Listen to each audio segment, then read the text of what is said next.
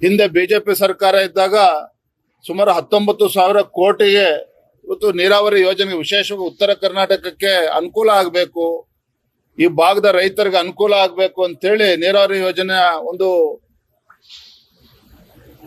ದೊಡ್ಡ ಮೊತ್ತದ ಒಂದು ಕಾಮಗಾರಿಯನ್ನು ಕೂಡ ಕ್ಲಿಯರ್ ಮಾಡಿತ್ತು. ಅದನ್ನು ಕೂಡ ತಡೆ ಹಿಡಿತಕ್ಕಂತ ಕೆಲಸ ರಾಜ್ಯ ಸರ್ಕಾರ ಮಾಡಿದೆ.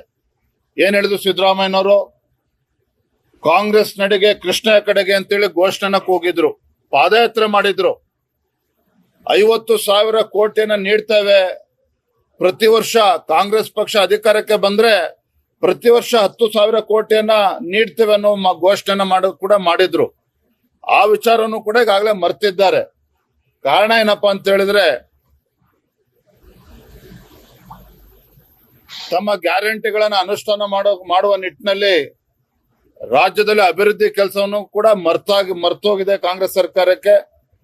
ಶಾಸಕರ ಕ್ಷೇತ್ರಗಳಿಗೆ ಅನುದಾನವನ್ನು ಕೂಡ ನೀಡ್ತಾ ಇಲ್ಲ.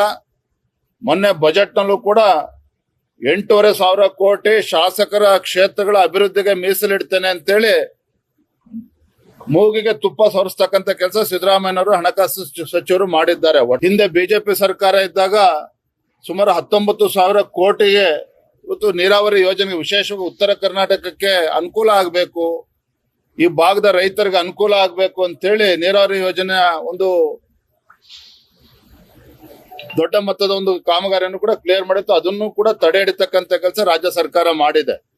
ಏನ್ ಹೇಳಿದ್ರು ಸಿದ್ದರಾಮಯ್ಯನವರು, ಕಾಂಗ್ರೆಸ್ ನಡೆಗೆ ಕೃಷ್ಣ ಕಡೆಗೆ ಅಂತೇಳಿ ಘೋಷಣೆನ ಕೂಗಿದ್ರು, ಪಾದಯಾತ್ರೆ ಮಾಡಿದ್ರು. 50,000 ಕೋಟಿಯನ್ನ ನೀಡ್ತೇವೆ, ಪ್ರತಿ ವರ್ಷ ಕಾಂಗ್ರೆಸ್ ಪಕ್ಷ ಅಧಿಕಾರಕ್ಕೆ ಬಂದ್ರೆ ಪ್ರತಿ ವರ್ಷ 10,000 ಕೋಟಿಯನ್ನ ನೀಡ್ತೇವೆ ಅನ್ನೋ ಘೋಷಣೆನ ಕೂಡ ಮಾಡಿದ್ರು. ಆ ವಿಚಾರವನ್ನು ಕೂಡ ಈಗಾಗಲೇ ಮರ್ತಿದ್ದಾರೆ. ಕಾರಣ ಏನಪ್ಪಾ ಅಂತ ಹೇಳಿದ್ರೆ, ತಮ್ಮ ಗ್ಯಾರಂಟಿಗಳನ್ನ ಅನುಷ್ಠಾನ ಮಾಡುವ ನಿಟ್ಟಿನಲ್ಲಿ ರಾಜ್ಯದಲ್ಲಿ ಅಭಿವೃದ್ಧಿ ಕೆಲಸವನ್ನು ಕೂಡ ಮರ್ತೋಗಿದೆ ಕಾಂಗ್ರೆಸ್ ಸರ್ಕಾರಕ್ಕೆ. ಶಾಸಕರ ಕ್ಷೇತ್ರಗಳಿಗೆ ಅನುದಾನವನ್ನು ಕೂಡ ನೀಡ್ತಾ ಇಲ್ಲ. ಮೊನ್ನೆ ಬಜೆಟ್ ನಲ್ಲೂ ಕೂಡ 8,500 ಕೋಟಿ ಶಾಸಕರ ಕ್ಷೇತ್ರಗಳ ಅಭಿವೃದ್ಧಿಗೆ ಮೀಸಲಿಡ್ತೇನೆ ಅಂತೇಳಿ ಮೂಗಿಗೆ ತುಪ್ಪ ಸವರಿಸ್ತಕ್ಕಂತ ಕೆಲಸ ಸಿದ್ದರಾಮಯ್ಯನವರು ಹಣಕಾಸು ಸಚಿವರು ಮಾಡಿದ್ದಾರೆ.